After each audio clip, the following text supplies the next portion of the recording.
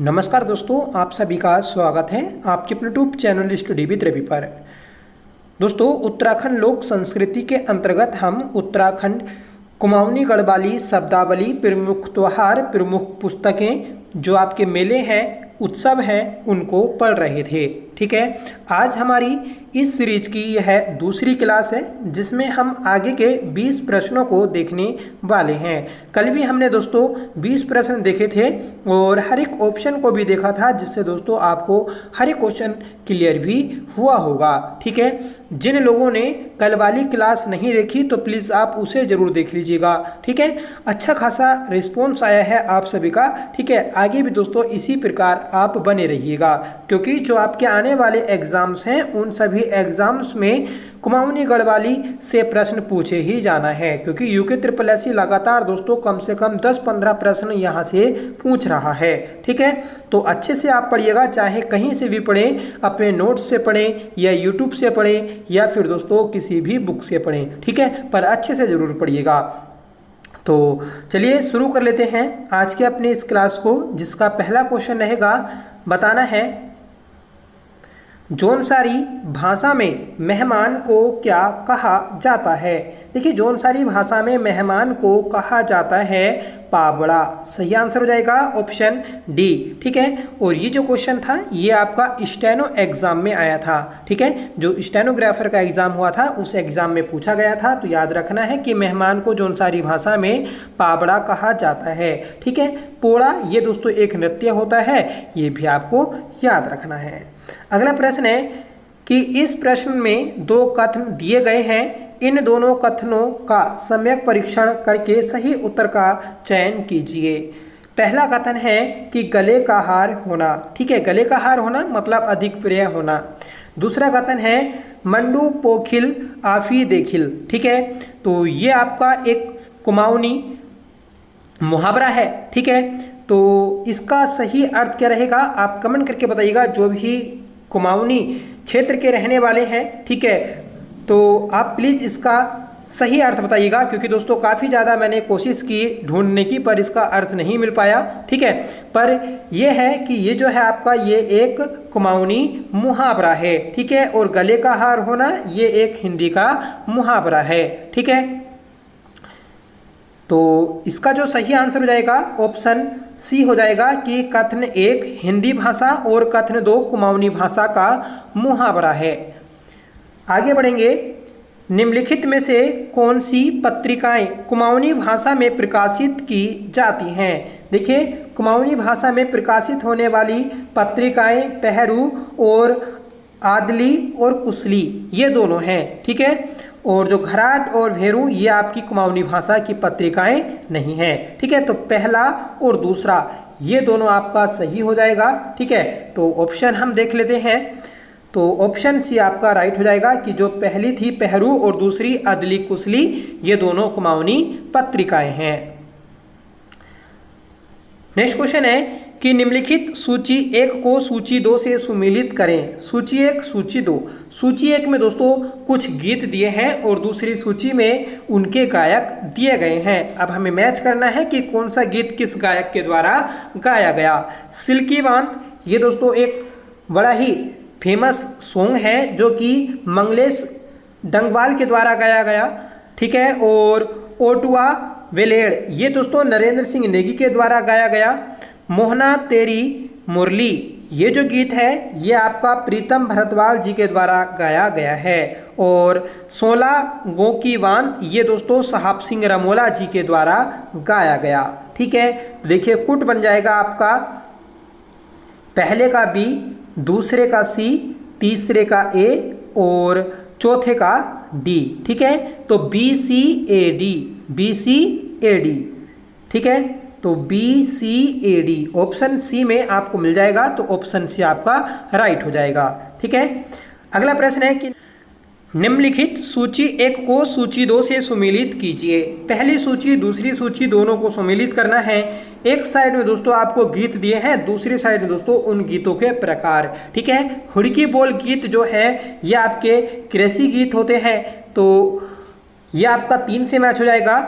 बिटमणि गीत ये दोस्तों होता है आपका विवाह गीत। न्योली, न्योली क्या है? तो ये दोस्तों आपका बिरह गीत है। झोड़ा, ये दोस्तों एक प्रकार का नृत्य है। ठीक है, देखिए ये जो प्रश्न है ये आपका स्टेनो के पेपर में पूछा गया था। ठीक है, और उत्तराखंड पुलिस कांस्टेबल में भी पूछा गया था कि न्योली क्या है। ठीक है, तो न्योली क्या है उसमें आपका पक्षी भी दिया था। ठीक है, और उसमें दोस्तों आपका कुमाऊनी लोक संस्कृति से संबंधित कुछ ऑप्शन था तो वह भी दिया गया था। तो अधिकतर में दोस्तों इसका आंसर जो था तो वह कुमाऊनी लोक संस्कृति वाला लगाया था, जो कि ऑप्शन डी था। ठीक है, पर उसका आयोग ने पक्षी सही आंसर माना है। ठीक है, और इसका क्वेश्चन पर दोस्तों काफी ज्यादा लोगों ने प्रत्यावेदन भी लगाया है। देखिए आयोग क्या मानता है। ठीक है, तो आपका जब रिजल्ट आएगा उसमें पता चल जाएगा। ठीक है, तो याद रखना है आपको। अब देखिए जो कुट बने इसके, तो कुट बने थे आपके कि पहले का 3, ठीक है, और बिटमणि गीत ये आपका विवाह गीत था तो 4 हो जाएगा। न्योली ये बिरह गीत था। ठीक है, और झोड़ा ये आपका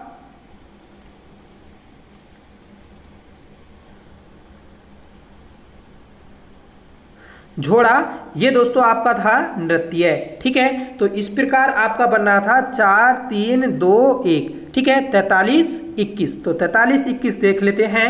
43 21 ऑप्शन बी में दिया है, तो ऑप्शन बी आपका राइट हो जाएगा।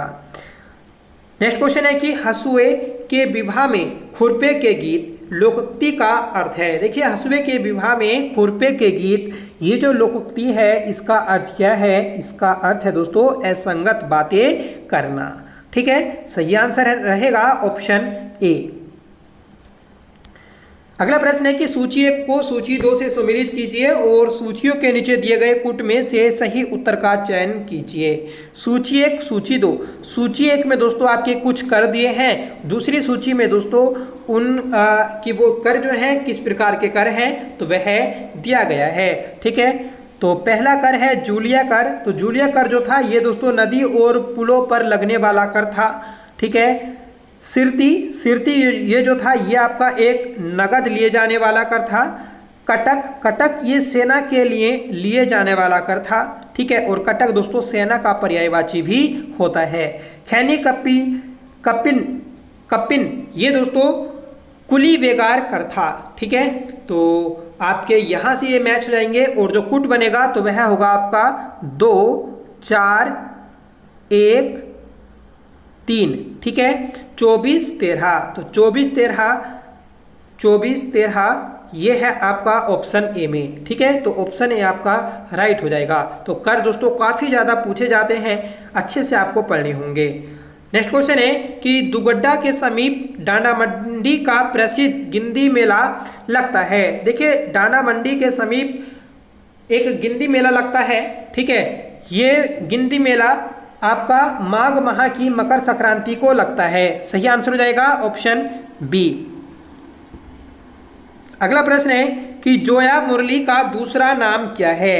देखिए जोया मुरली, जोया मुरली ये अलगोजा का दूसरा नाम है। सही आंसर हो जाएगा ऑप्शन बी। ठीक है,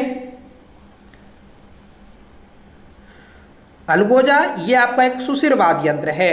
अगला प्रश्न है कि निम्न में से किस नृत्य में सिर्फ पुरुष नर्तक ही भाग लेते हैं। देखिए सिर्फ पुरुष जो भाग लेते हैं तो वह आपका तांदी नृत्य है। ठीक है, सही आंसर हो जाएगा ऑप्शन ए। तो तांदी नृत्य में सिर्फ पुरुष ही भाग लेते हैं, याद रखना है। ठीक है, 31वां प्रश्न है कि ढोल दमाऊ पर चलते समय या यात्रा करते समय बजाया जाने वाला बाजा कहलाता है। देखिए ढोल दमाऊ पर चलते समय या यात्रा करते समय जो बाजा बजाया जाता है तो वह आपका हिटवा बाजा होता है। राइट आंसर हो जाएगा ऑप्शन बी। ठीक है, तो याद रखिएगा डायरेक्ट आपसे पूछा जाएगा कि हिटवा बाजा ये किस समय बजाया जाता है। तो दोस्तों जब ढोल दमाऊ वाद्य यंत्र का प्रयोग होता है तो उसके साथ इसका यूज किया जाता है। ठीक है, अगला प्रश्न है कि चावल से बने श्वेत रंग के साथ अन्य रंगों का प्रयोग कर दुर्गा देवी का चित्रण करना कहलाता है। देखिए चावल से बने श्वेत रंग का जो घोल होता है, जो पेस्ट होता है, जिसे बिस्वार कहा जाता है, तो इससे जो चित्र बनते हैं दोस्तों दुर्गा देवी के, उन चित्रों को थापा चित्र कहा जाता है। सही आंसर हो जाएगा ऑप्शन बी। अगला प्रश्न है कि भगनोल संबंधित है, तो भगनोल क्या है? तो भगनोल जो है ये आपका कुमाऊं क्षेत्र में किया जाने वाला नृत्य है। सही आंसर हो जाएगा ऑप्शन सी। ठीक है, तो कुमाऊं क्षेत्र के जो मेले होते हैं उन मेलों में विशेषकर भगनोल नृत्य किया जाता है। ठीक है, तो याद रखिएगा कि भगनोल नृत्य कुमाऊं क्षेत्र में मेलों के अवसर पर किया जाने वाला नृत्य है, जिसमें हुड़का एवं नगाड़ा प्रमुख वाद्य यंत्र का उपयोग किया जाता है। नेक्स्ट क्वेश्चन है कि वेडु पाको बारहमासा गीत के पहले संगीतकार कौन थे? देखिए, वेडु पाको बारहमासा गीत के पहले संगीतकार जो थे तो वह श्री मोहन उप्रेती थे। सही आंसर हो जाएगा ऑप्शन ए। और इन्हें ही दोस्तों वेडु पाको बोए के नाम से भी जाना जाता है। ठीक है, अगला प्रश्न है कि चार चौथानी, छेगरी, पंचबीड़ी और चार बूढ़ा हैं, तो ये क्या है? तो ये दोस्तों समाज के विभिन्न वर्ग हैं। सही आंसर हो जाएगा ऑप्शन सी। जब कुमाऊं में चंद वंश स्थापित हुआ तो उस वंश में दोस्तों आपको ये चार चौथानी ब्राह्मण देखने को मिल जाएंगे। ठीक है, चार बूढ़ा देखने को मिल जाएंगे, पंचबीड़ी और छेगरी। ठीक है, तो याद रखिएगा ये समाज के विभिन्न वर्ग हैं। अगला प्रश्न है गंगनानी शिलालेख में किस भाषा का उल्लेख हुआ है? देखिए, गंगनानी शिलालेख में संस्कृत भाषा का उल्लेख हुआ है। सही आंसर हो जाएगा ऑप्शन ए। ठीक है, याद रखिएगा, इंपॉर्टेंट है। अगला प्रश्न है कि कुमाऊनी लोक संस्कृति विधि आयाम नामक पुस्तक के लेखक कौन हैं? कुमाऊनी लोक संस्कृति विधि आयाम नामक पुस्तक के लेखक हैं दोस्तों doctor Anil Karki. Right answer है ऑप्शन सी। अगला प्रश्न है कि सूची 1 को सूची 2 से सुमेलित कीजिए और सूचियों के नीचे दिए गए कुट में से सही उत्तर का चयन कीजिए। सूची 1, सूची 2।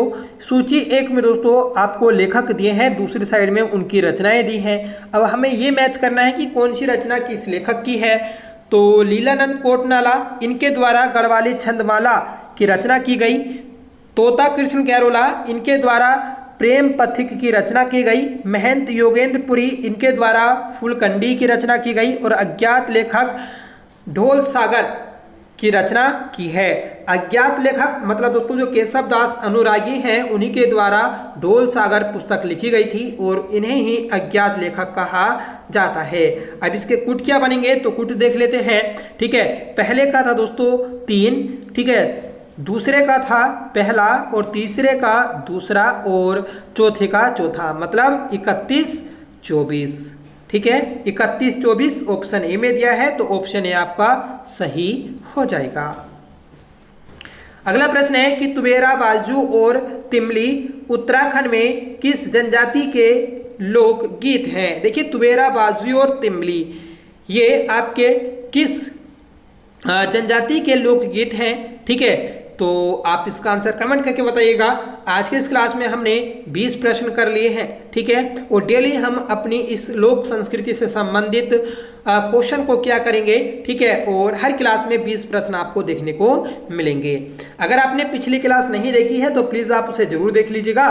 ठीक है, और इसका आंसर भी आप कमेंट करके बताइएगा कि आपको ये क्लास कैसी लगी।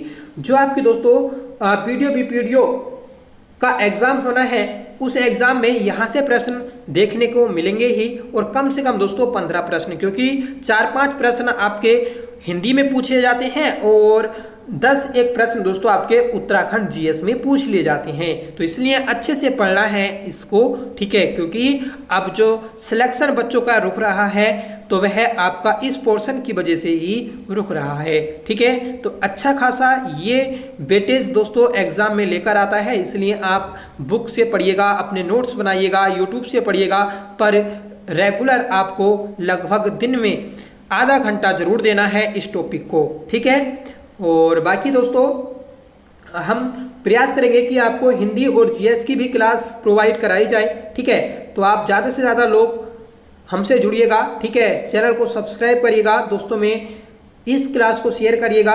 हमारा जो टेलीग्राम चैनल है वहाँ पर इस पीडीएफ को शेयर कर दिया जाएगा, तो वहाँ से आप पीडीएफ भी ले सकते हैं। टेलीग्राम चैनल का लिंक आपको वीडियो के डिस्क्रिप्शन बॉक्स में मिल जाएगा। ठीक है, और चैनल का नाम है रवि स्टडी पॉइंट। ठीक है, तो आप रवि स्टडी पॉइंट के नाम से सर्च करिएगा, अगर आ जाता है तो वहां से ज्वाइन हो जाना, या फिर दोस्तों आपको वीडियो के डिस्क्रिप्शन में जो लिंक दिया है वहां से आप ज्वाइन कर लीजिएगा। ठीक है, तो चलिए मिलते हैं नेक्स्ट वीडियो के साथ, तब तक के लिए bye, thank you so much for watching, जय हिंद।